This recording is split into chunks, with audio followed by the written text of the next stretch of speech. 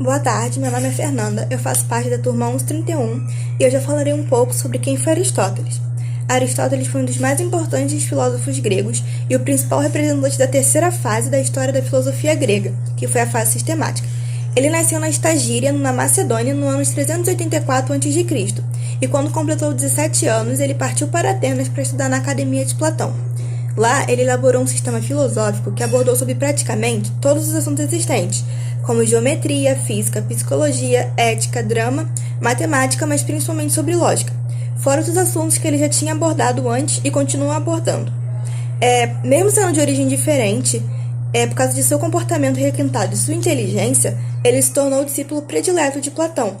Aristóteles também deu aula para Alexandre o Grande, que foi um de seus principais alunos e mais dedicados. Aristóteles e Platão.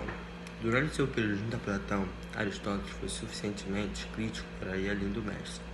Demonstrou sua grande capacidade de pensador escrevendo uma série de obras na qual aprofundava e muitas vezes modificava os doutrinas de Platão. Em resumo, a teoria de Aristóteles é uma refutação ao seu mestre. Platão defendia o inatismo. Nascemos como princípios racionais e ideias inatas. Segundo ele, a origem das ideias é dada por dois mundos: o inteligível, o mundo em que passamos antes de nascer, lugar de onde vêm nossas ideias, e o sensível, o mundo real, onde utilizamos as ideias dadas a nós pelo mundo inteligível. Aristóteles defendia o empirismo e alegava que poderíamos captar conhecimento no próprio mundo que vivemos. Para ele, o único mundo existente é o sensível, que também é o inteligível. Aristóteles dizia que o problema nas teorias de Platão era o fato de serem intemporais, forçando a ideia que todos tenham a mesma ideia. Quando Platão morreu em 347 a.C., Aristóteles fazia 20 anos de academia, inicialmente como discípulo, depois como professor. Aristóteles esperava ser o substituto natural do seu mestre, mas foi rejeitado por ser estrangeiro. Decepcionado, deixou Atenas e foi para Atarnaus, na Ásia Menor, onde se tornou conselheiro de estado de seu antigo colega, o filósofo e político Hermias. Uma curiosidade de Aristóteles: o filósofo compôs aproximadamente A ética nas obras aristotélicas diz respeito ao indivíduo, considerando o homem na sua visão social como conceito aristotélico de ética. Podemos dizer que é a arte de viver ou sobreviver. Aristóteles diferencia o ser humano do animal porque o homem, ao contrário do animal, almeja e galga a felicidade suprema, independentemente de ser um homem comum ou superintelectual. Todos nós desejamos ser felizes e, para tanto, exercemos nossas virtudes tendo em vista o melhor. Agora eu vou falar um pouco sobre o Liceu. De volta a Atenas, em 335 a.C., Aristóteles decidiu fundar sua própria escola. Chamou-a de O Liceu. Além de cursos técnicos para discípulos, ele também ministrou aulas públicas. As obras de Aristóteles. A filosofia de Aristóteles abrange a natureza de Deus metafísica, do homem ética e do Estado política. Para Aristóteles, Deus não é o Criador, mas o motor do universo, ou ainda o motor imóvel do mundo. Deus não pode ser o resultado de alguma ação, não pode ser escravo de amo algum. Deus é o investigador de todo o pensamento, primeiro e último motor do mundo. Para Aristóteles, a felicidade é o único objetivo do homem. Cabe ao Estado garantir o bem-estar e a felicidade dos seus governados. Para ele, a ditadura é a pior forma de governo. É um regime que subordina o interesse de todos às ambições de um só. Especula-se que 22 textos foram deixados por Aristóteles. A maioria são tratados extremos escritos pelos próprios filósofos, e em muitos casos divididos em vários livros ou tomos. No início do século XII, vivia-se o seguinte quadro: apenas o filósofo que estudava as essências era autorizado a dissertar sobre a realidade do mundo. O astrônomo deveria se contentar apenas em calcular. A maioria dos filósofos atribuía a Aristóteles o conhecimento completo e definitivo de tudo. A teologia cristã, no que se refere ao sistema de mundo, era baseada na filosofia de Aristóteles. Os sistemas geocêntricos de Ptolomeu e Aristóteles era dominante nessa filosofia e na Igreja. O modelo de Copérnico, apesar de já existente na época, era pouco conhecido nesse contexto. Galileu Galilei apontará o seu telescópio para o céu e provocará uma verdadeira revolução na ciência. Não se sabe ao certo quem inventou o telescópio. Sabe-se que o primeiro pedido de patente foi feito por Hans Lippershey em 1608. Na Holanda, em 1609, Galilei construiu seu primeiro telescópio, enquanto os telescópios holandeses tinham um aumento de 3 a 4 vezes. Os primeiros telescópios de Galileu já tinham um aumento de 9 vezes. Se por um lado Galileu não inventou o telescópio, por outro, pode-se dizer que ele foi o primeiro a utilizá-lo para estudar o céu cientificamente. A partir de 1609, as comemorações dos 400 anos deste evento levaram a comunidade científica a nomear o ano de 2009 como o Ano Internacional da Astronomia. Em 1610, o astrônomo italiano Galileu Galilei disse: a ideia é que tudo gira em torno da Terra perde sua força. Galileu então batizou os 4 satélites de Júpiter de Astro dos Médicis, em homenagem a Cosme II de Médici, Grão-Duque da Toscana. Em 1910, Galileu, com sua luneta, Galileu consegue desenhar as crateras da Lua com um nível de detalhe impressionante. De acordo com a filosofia aristotélica, a Lua, em sua qualidade de corpo celeste, deveria ser perfeita, mas, conforme desenhos registrados por Galileu, a superfície da Lua não era polida, regular e de uma esfericidade perfeita como estimava a maioria dos filósofos. Ela era irregular como a própria Terra. Galileu apontava para a existência dos aglomerados. O céu parece repetidamente povoado de uma incrível massa de outras estrelas, invisíveis a olho nu, tão numerosas que quase não podemos acreditar. Ele também observou que as nebulosidades do céu, como a Via Láctea e outras nebulosas, eram constituídas de uma incrível aglomeração de estrelas.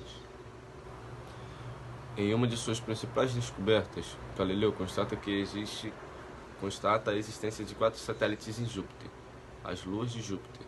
Essa observação constitui um forte golpe nos defensores do modelo geocêntrico. Um dos principais argumentos para se defender a Terra no centro era o seguinte: se a Terra gira em torno do Sol, como seria possível que ela carregue a Lua junto? Esse argumento perde sua sustentação. Mesmo dentro do modelo geocêntrico, como Júpiter consegue carregar 4 luas com ele, se Júpiter carrega 4, por que a Terra não conseguiria carregar mais uma? Além disso, a ideia é que tudo gira em torno da Terra perde sua força. Galileu então batizou os 4